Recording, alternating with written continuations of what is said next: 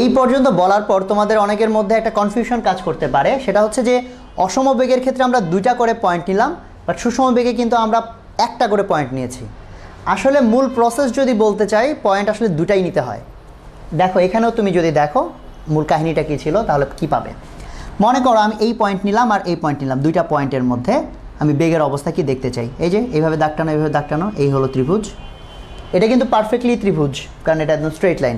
আগেরটা তো ওই রেখার সাথে ত্রিভুজের বাহুটা মানে মূল গ্রাফের সাথে মিলেনি, বাট এবার কিন্তু পারফেক্টলি মিলে যাচ্ছে।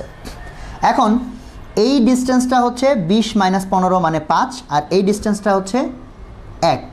তাহলে বেগ পাচ্ছি, মানে এখানে যদি থিটা নাও, ট্যান থিটা হচ্ছে বেগ হচ্ছে তাহলে 5/1 মানে 5 মিটার পার সেকেন্ড। আমি যদি এই পয়েন্টটা না নিয়ে পয়েন্টটাকে এইখানে নেই, একদম এইখানে, তাহলে দেখো এই পুরো ডিস্টেন্সটা নিচ্ছি আমরা, পুরো ডিস্টেন্সটা হচ্ছে 20 আর পুরো সময়টাকে নিচ্ছি 4।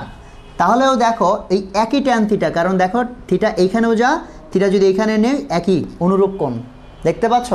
তাহলে আমরা তখনও পাচ্ছি ট্যান থিটা ইকুয়াল টু পুরো ডিস্টেন্স, দূরত্বটা হলো 20 ডিভাইডেড বাই পুরো সময়টা হচ্ছে 4, হিসেবে আসছে 5 মিটার পার সেকেন্ড। তাহলে আগের হিসাবে যখন আমি বলেছি যে আমি 1টা করে পয়েন্ট নিচ্ছি, আসলে আমি 1টা করে পয়েন্ট নিই, তখনও 2টাই পয়েন্ট নিয়েছিলাম, যার একটা পয়েন্ট এইখানে ছিল, আরেকটা পয়েন্ট এইখানে ছিল। বাট আরেকটা এখানে নিতে হবে এমন কোনো কথা নাই, তুমি এখানে নাও তাহলেও দেখো একই রেজাল্ট আসবে। তুমি অন্য যে কোনো 2টা পয়েন্ট নাও, আরও কাছাকাছি নাও, আরও দূরে নাও, কিছুই আসে যায় না তাতে। দেখো তুমি যদি ত্রিভুজ আঁকো, কোণ কিন্তু একই আসছে, ট্যান থিটা। তুমি আরও বড় করে ত্রিভুজ নাও, তাতেও দেখো একই থিটা। কাজেই সুষম বেগের ক্ষেত্রে ছোট ত্রিভুজ নেই, বড় ত্রিভুজ নেই, বিন্দু এখানে নেই, এখানে নেই, যা ইচ্ছা করি না কেন রেজাল্ট কিন্তু সেম আসবে। বাট অসম বেগের ক্ষেত্রে রেজাল্টগুলো কিন্তু সেম আসবে না, আলাদা আলাদা আসবে। আর আরেকটা তথ্য বলে দেই, অসম বেগের ক্ষেত্রে তোমরা দেখেছো যে আমি 1 সেকেন্ড ব্যবধানে ত্রিভুজগুলো এঁকেছিলাম। 1 সেকেন্ড ব্যবধানে যদি না নিয়ে আরও কম ব্যবধানে পয়েন্ট 2টা নেই, মানে ধরো আমি আবার একটু গ্রাফটা জাস্ট একটু দেখাই। অসম বেগেরটা ধরো গ্রাফটা এরকম, আমি 1 সেকেন্ড ব্যবধান না নিয়ে যদি আরও ছোট্ট ব্যবধান নেই, তাহলে রেজাল্ট আসবে আরও নিখুঁত। কেন বলতেছি নিখুঁত?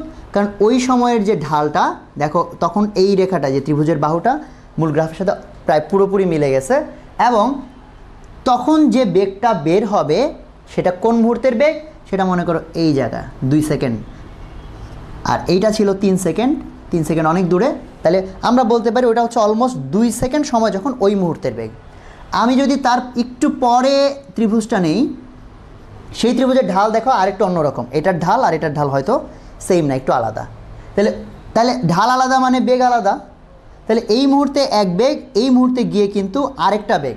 তুমি আরেকটু পরে ত্রিভুজ নাও, ঢাল হয়তো আরেকটা আসবে, তার মানে ওই মুহূর্তে অন্য আরেকটা বেগ।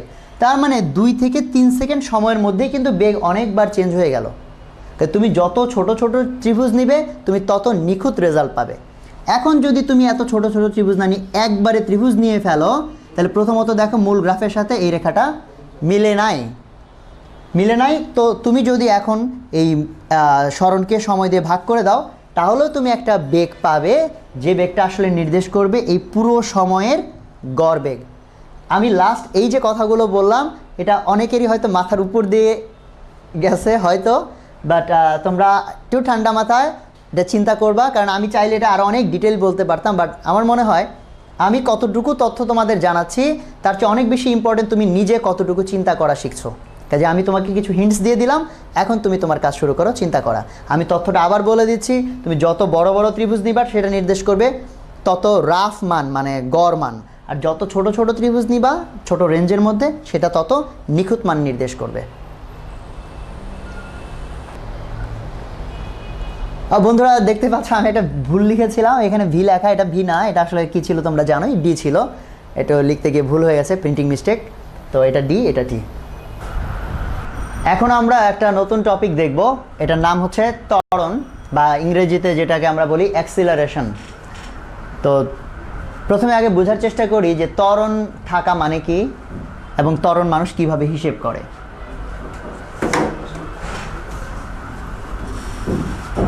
একটু কাটতে হবে, এডিট করতে হবে এটুকু। দেখো আমরা সহজ একটা উদাহরণ নেই। মনে করো যে এটা একটা গাড়ি, এই গাড়িটা কোনো একটা স্পিড নিয়ে যাচ্ছে এদিকে, গাড়ির বেগ মনে করো 10 মিটার পার সেকেন্ড, শুধু মানটুকু বিবেচনা করো। এখন যে বরাবর যাচ্ছিল আমি সেই দিকে এটাকে আরও জোরে ধাক্কা দিয়ে দিলাম, মনে করো আমি ধাক্কাতে থাকলাম, তার ফলে গাড়িটাকে ধাক্কা দিয়ে দিয়ে আমি এই পর্যন্ত আনলাম। মনে করো আমি যে বলটা প্রয়োগ করলাম বা যে ধাক্কাটা দিলাম, এই ধাক্কাটা আমি ধরো 3 সেকেন্ড ধরে দিলাম। এতক্ষণ ধরে আমি ধাক্কা দেওয়ার ফলে তার বেগ আর এটা থাকলো না, এর চেয়ে বেড়ে গেল, আমার ধাক্কা খেয়ে তার বেগ বেড়ে গেল, বেগ বেড়ে মনে করো হয়ে গেল হচ্ছে 19 মিটার পার সেকেন্ড। এগুলো আমি আন্দাজের উপর কিছু তথ্য ধরে নিচ্ছি। তাহলে দেখো, যদি কখনো কোনো একটা কিছুর বেগ বা দ্রুতি, না আসলে বেগই বলা উচিত, যদি পরিবর্তন হয়, কোনো কিছুর বেগ যদি পরিবর্তন হয়, তাহলে আমরা বলবো এই জিনিসটার ত্বরণ আছে। তাহলে খেয়াল করো, ত্বরণ থাকা মানেই হলো বেগ পরিবর্তন হয়ে যাওয়া। তাহলে আমি যদি বলি ত্বরণ কখন শূন্য বা ত্বরণ কখন নাই, খুব সোজা উত্তর, সেটা হচ্ছে যখন বেগের পরিবর্তন হয় না। এখন তাহলে বুঝলাম যে হ্যাঁ এখানে ত্বরণ আছে, কেন? যে বেগ চেঞ্জ হয়ে 10 থেকে 19 হয়ে গেছে। কত সময়ের মধ্যে? 3 সেকেন্ড সময়ের মধ্যে। এখন আমরা গাণিতিকভাবে যদি হিসেব করতে চাই ত্বরণটা কত, কি পরিমাণ ত্বরণ হয়েছে, তাহলে হিসাবটা কেমন হবে দেখো। সেটা বের করার জন্য ফর্মুলা হচ্ছে, আচ্ছা ফর্মুলা আমরা আগেই ওইভাবে না লিখি, বেটার আমরা ঐকিক নিয়ম দিয়ে করে ফেলি, তারপর বের করি যে ফর্মুলা কী হবে। তোমরা এখানে দেখো সময়টা হচ্ছে 3 সেকেন্ড, 3 সেকেন্ড।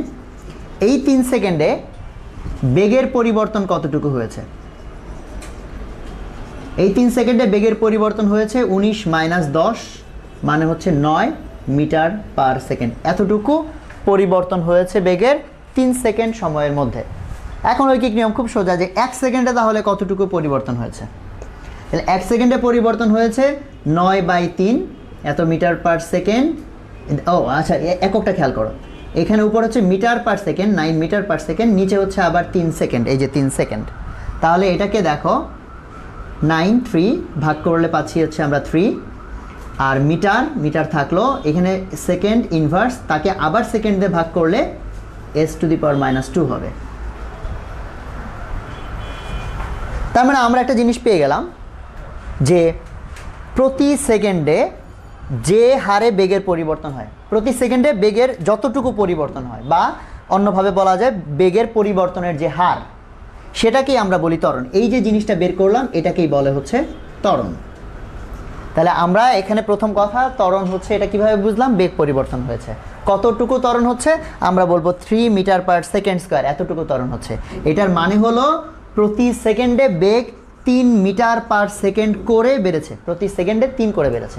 তাহলে হিসাব করো, প্রথম সেকেন্ডে যদি 3 বাড়ে তাহলে 10 থেকে হয়েছে 13, দ্বিতীয় সেকেন্ডে যদি আরও 3 বাড়ে তাহলে 13 থেকে হয়েছে 16, এবং তৃতীয় সেকেন্ডে আরও 3 বেড়ে 16 থেকে হয়েছে 19। এই যে বেগের যে পরিবর্তনের হার, এটাকে আমরা বলছি ত্বরণ।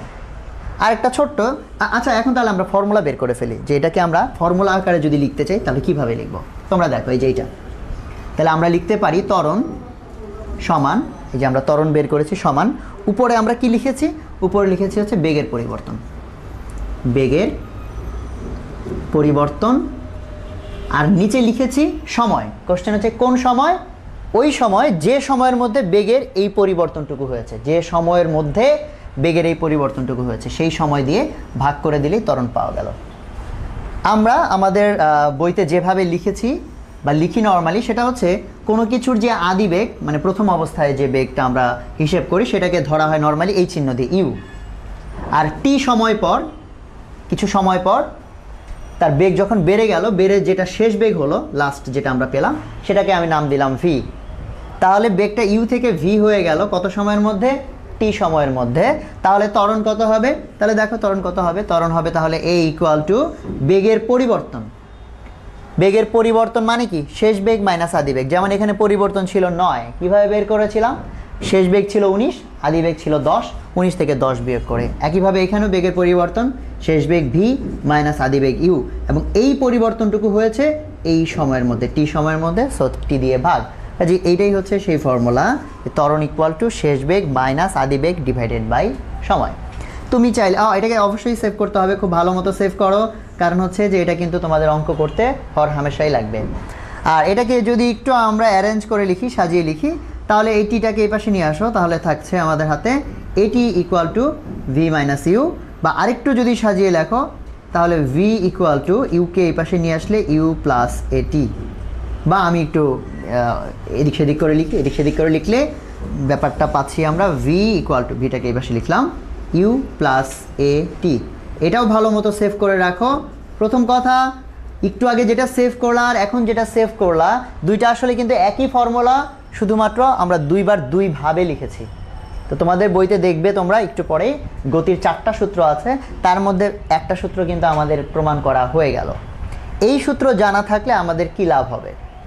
প্রথম কথা, আমরা এটা বিভিন্নভাবে ব্যবহার করতে পারি, তবে মূলত দুইভাবে চিন্তা করাটা ভালো হবে। সেটা হচ্ছে, যদি আমার কোনো কিছুর আদিবেগ জানা থাকে, শেষ বেগ জানা থাকে,